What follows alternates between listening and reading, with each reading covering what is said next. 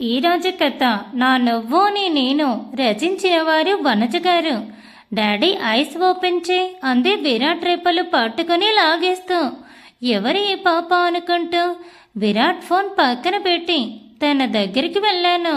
విరాట్కి doctor injection చేసి వెళ్ళారు కదా, అందుకే ఇంకా మత్తులోనే ఉన్నాడు. ఆ పాపని దగ్గరికి తీసుకుని ఎవరు పాప నువ్వు, తను నీకు డాడీ కాదు అంకుల్ అని నేను పక్కకి లాగడానికి ట్రై చేస్తూ ఉంటే ఏం కాదు నా డాడీనే అంటూ డాడీ లేవు మనం పోంపా అని అడుగుతూ విరాట్ని లేపుతూ ఉంది. అంతలో మా విమల అత్తయ్య లోపలికి వస్తే, అత్తయ్య చూడండి ఎవరో ఈ పాప విరాట్ని డాడీ అంటుంది అని నేను కంప్లైంట్ చేస్తే, వసు నువ్వుండు ఎవరు ఈ పాపను కనుక్కుందాం అని అత్తయ్య ఆ పాప దగ్గరికి వెళ్ళింది. ఇప్పుడు ఎవరన్నా లేడీ ఈ పాపకి అమ్మ అంటూ టిక్కు టిక్కు అని లోపలికి వస్తుందా? విరాట్ నా మొగుడు, మా పాప ఈ పాప అని అంటుందా? భయపడుతూ ఇంకా డోర్ వంకనే చూస్తున్నా. నాని అర్లీ అవుతుంది అని ఆ పాప విమల అత్తయ్యని అడగడంతో నాని ఓహో విరాట్ని డాడీ అంది, అత్తయ్యని నాని అంది. అంటే ఎంత ప్లాన్డ్గా ప్లాన్ చేశాడో ఈ విరాట్. అత్తయ్య మిమ్మల్ని నాని అని కూడా అంది, అంటే మీకు కూడా ఈ బుడ్డపిల్ల అని నేను వాపోతుంటే వసు సైలెంట్గా ఉండు అంటూ ఆ పాపని చూసింది. ఏమనుకుందో ఏమో నా వైపు కోపంగా చూసి, ఫుడ్ తిందురా మీ అమ్మ మరీ పంపింది నీకు తినిపించమని అని విమల అత్తయ్య అంటూ బయటికి వెళ్ళింది. ఈసారి ఆ పాప ఆక్లీ ఆంటీ అని అడిగింది నన్ను. ఆంటీ అన్నది అర్థమైంది, దాని ముందు ఏమన్నదో నాకు అర్థం కాక, ఓయ్ పాప నేను నీకు ఆంటీ ఏంటి అని కాస్త లౌడ్ వాయిస్లో అడిగితే భయపడి ఏడ్చేసింది. ఏడుపుకి విరాట్ లేస్తాడేమో అని కొంచెం చిన్నపిల్లని ఏడిపించడం ఎందుకు అని ఆ పాపని ఎత్తి చంకలేసుకొని, పాప నేను నీకు ఆంటీ కాదు అక్కని, నీకంటే జస్ట్ 17 ఇయర్స్ పెద్ద ఉంటా అంతే అని నేను వేమల అత్తయ్య దగ్గర కూర్చోబెట్టి ప్లేట్ తీసుకున్నాను. చాలా ఆకలిగా ఉంటే నా 2 చేతుల్లోకి 2 గాజుల్లాగా 2 చేతులకి 2 ప్లాస్టర్స్ వేశారు డాక్టర్స్.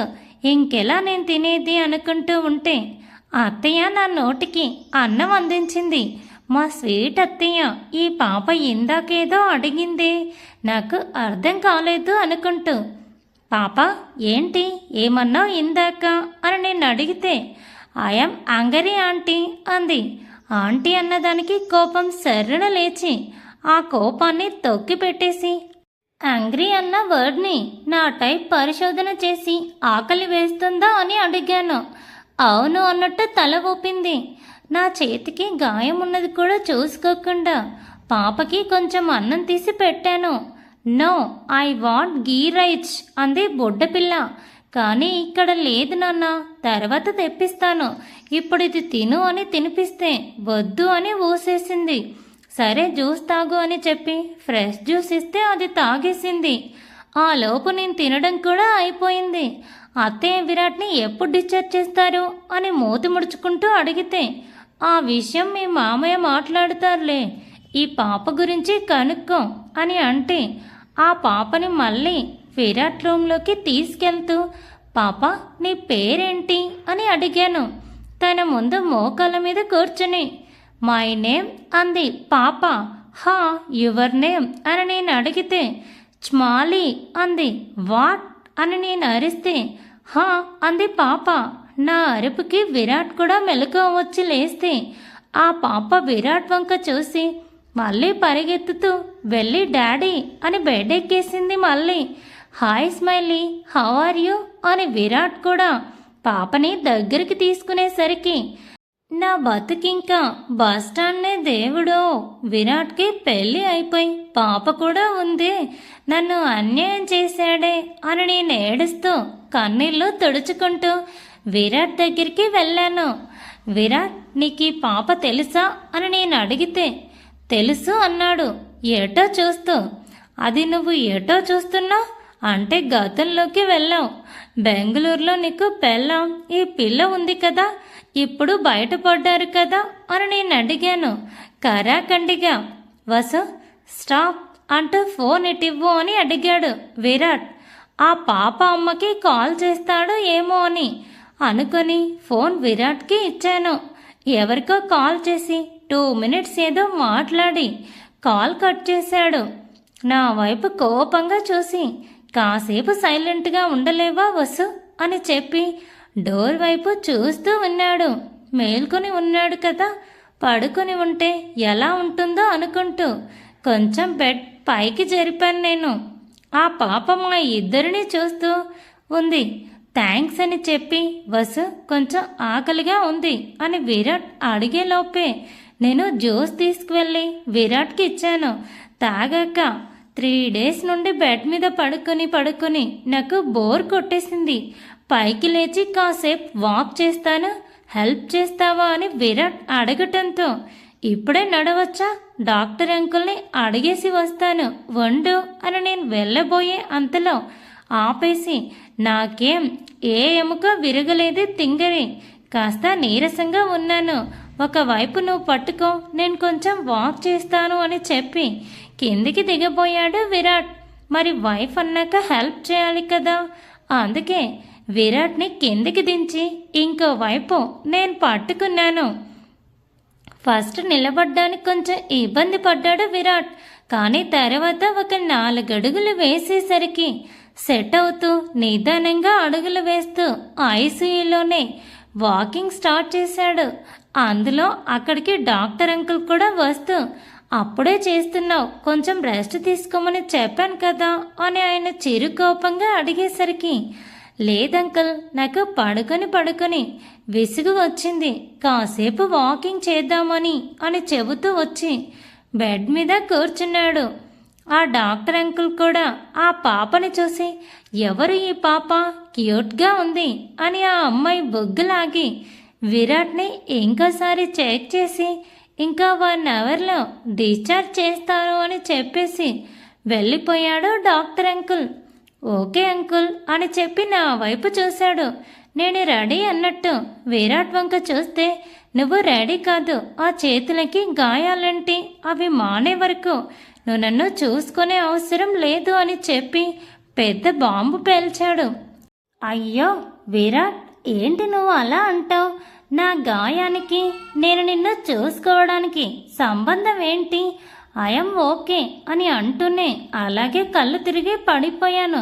కానీ వెంటనే కుదురుకొని లేచి హిహి అంటూ నవ్వాను.